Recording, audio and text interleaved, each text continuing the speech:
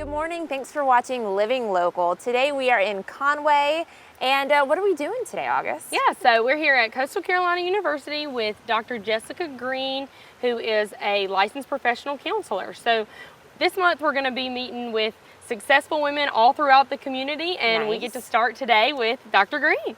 Well, awesome. And it's a beautiful day. Obviously, Coastal means a lot to all three of us. We're all three graduates of Coastal Carolina, so that's awesome. So we thought, what better place to come and chat today? For sure. So Jessica, tell me a little bit about kind of what made you want to become a counselor. What made me want to become a counselor is wanting to help people, and that desire to want change, that desire to want to be effective.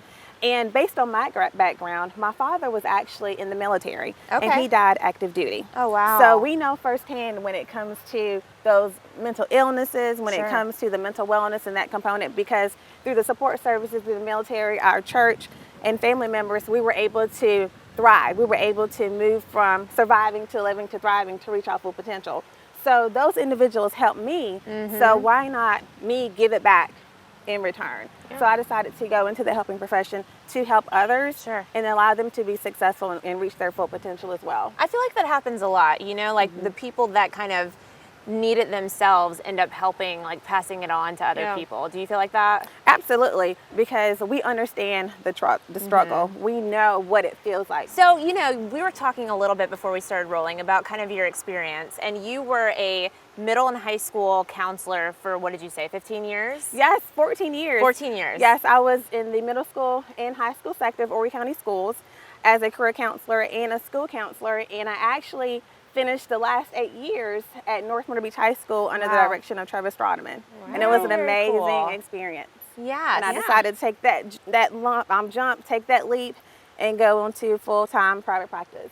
And you're still kind of sticking with youth, so you do youth counseling. Yes, adolescents, children, and young adults.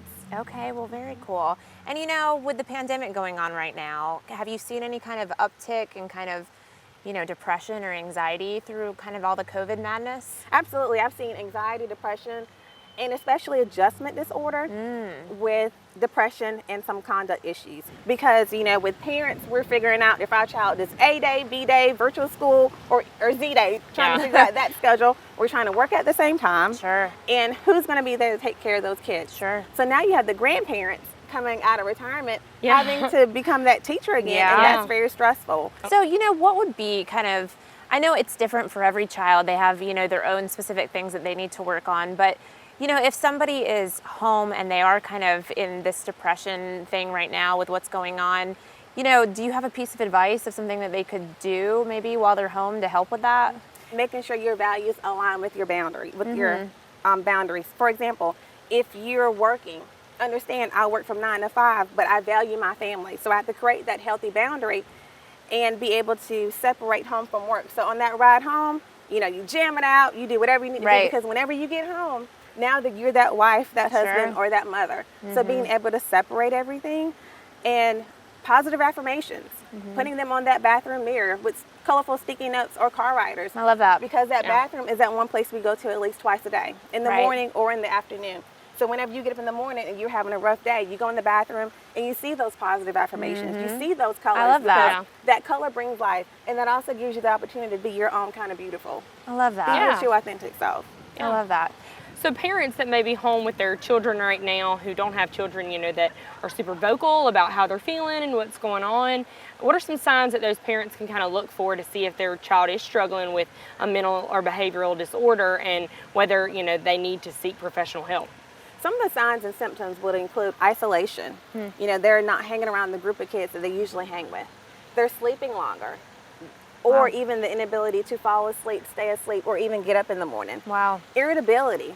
The smallest thing is making them upset, and they have that sense of rage. And even crying. And then especially academically, their grades are declining. They're getting into even more trouble, you know, between the teachers, students, or administration. Well, I love this. Thank you so much for taking time today to chat with us and kind of give some tips for people that may be dealing with this right now. Absolutely. We Thank appreciate you. it. Yes.